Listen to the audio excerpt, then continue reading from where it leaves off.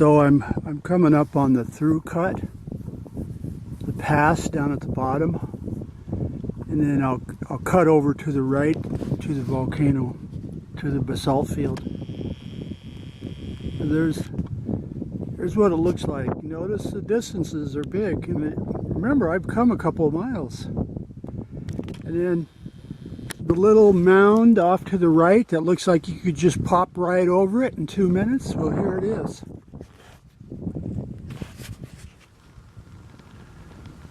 See, there's the one possible shortcut through there. So see, you're talking a major investment to go up there and cut across. There's no 2 minute pop across it. You know, there's the other possible shortcut. So Google Earth can really give the wrong impression.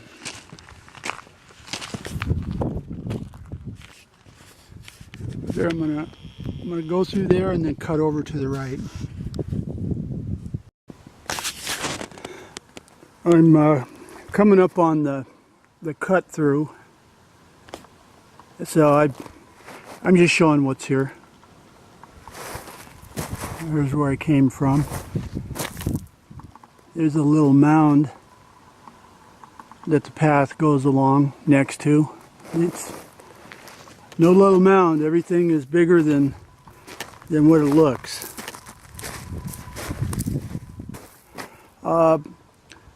This cut through, I'll look for Indian stuff here because these pinch points like this where animals have to come through, that's where the Indians hung out.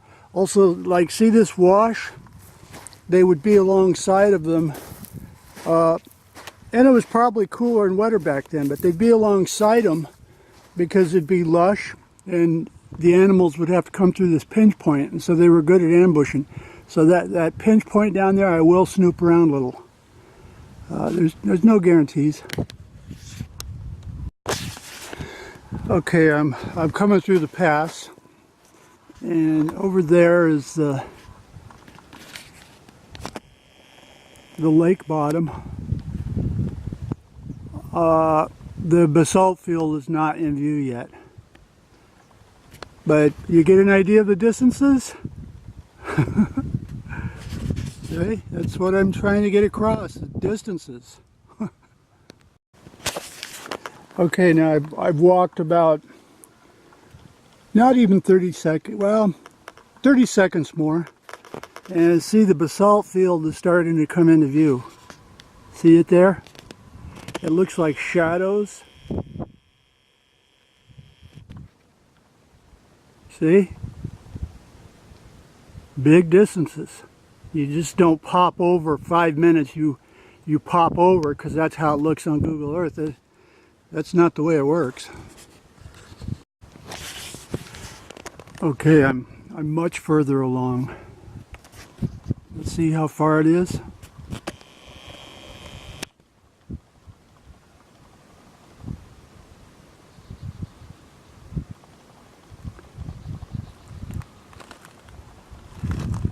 That's the basalt field. So I'm going to cut straight over there where the camera is pointing. Straight across there, but you see how it is?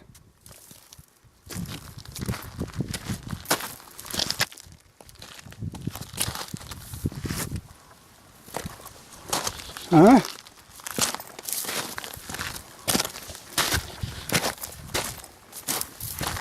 So a lot of times when I said I did 2 or 3 miles this way or that way, you just picture like this. It's not like you're walking on a city street.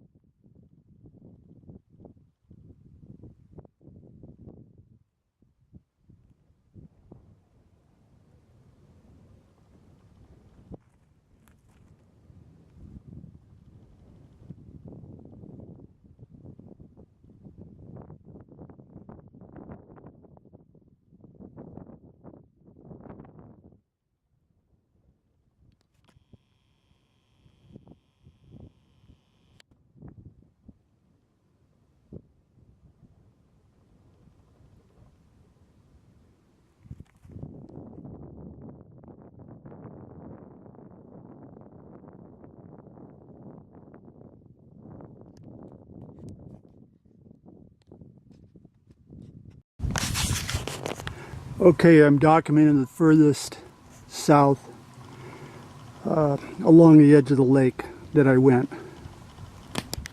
So I worked my way up into there and inspected those things there. There was some flakes, but no big finds. Then I came back here, realized I was getting lost in the basalt.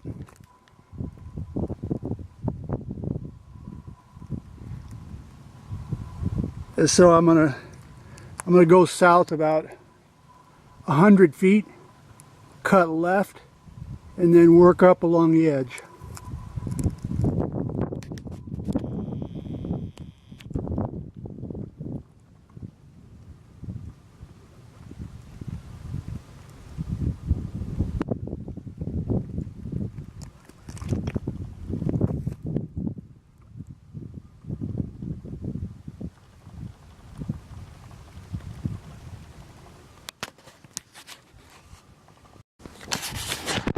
Okay, now I'm walking along, working my way up, and I want to show you where the flakes are.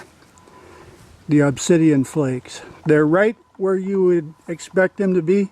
Like if you were walking along yourself, and you were Indian, where would you stop? You'd stop in the cubby holes next to a feature, maybe some shade. So I see this one. Well, obviously there's going to be flakes there, you know, and so you walk along and you know, they're even over here. See them? See the flakes starting to appear?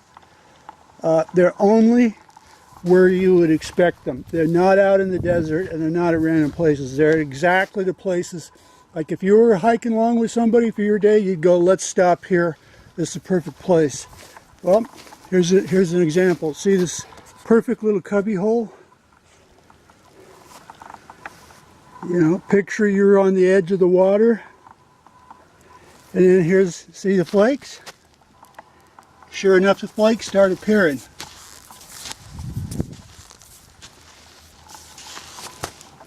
See? See all of them?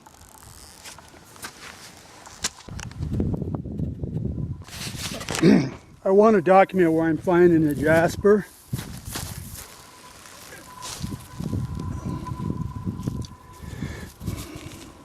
This is good stuff. I'll take this back.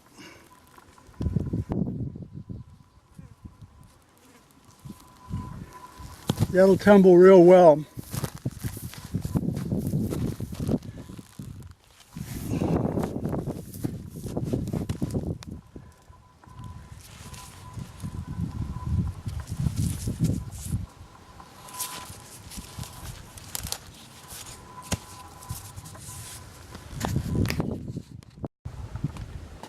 God, I'm not kidding. I've struck the mother lode of this this jasper.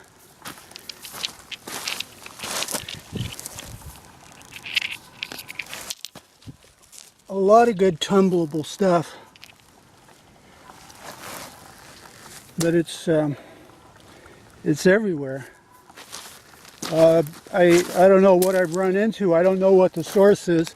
The source has to be over there. But see, it's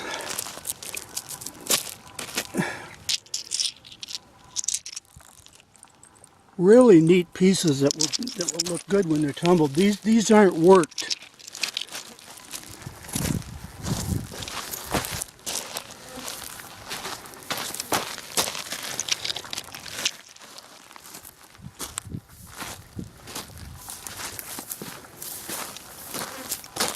Damn biting flies. But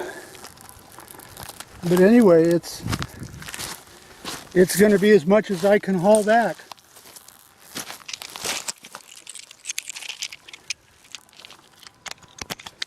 I'm gonna try and find the source. Okay, I want to show you your shortcut, good buddy. You're looking at it.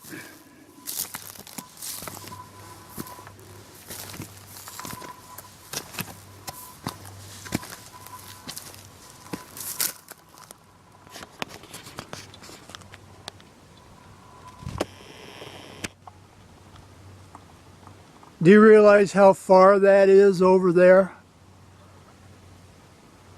To try to make it across there? You might get halfway and never be seen again. Not able to make it back. So it's, when you're here, it's just not like it seems on Google Earth. It's totally different.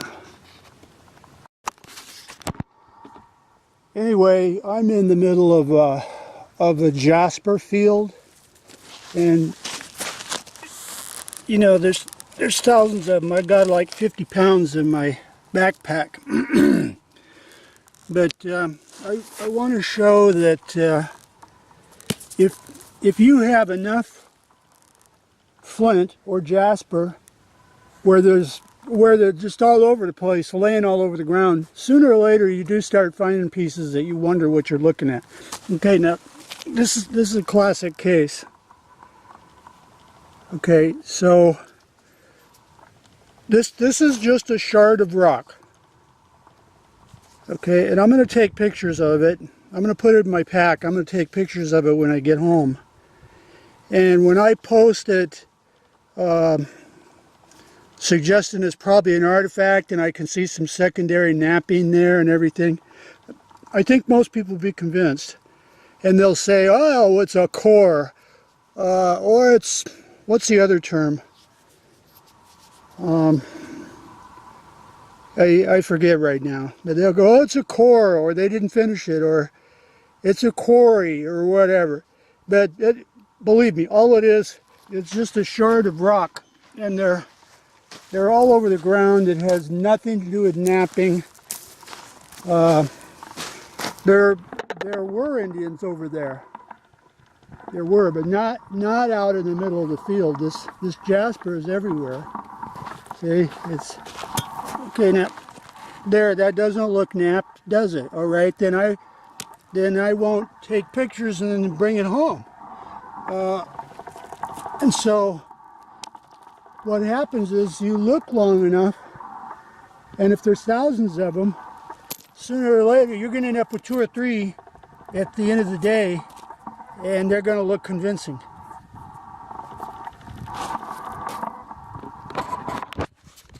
Anyway, that's my little speech.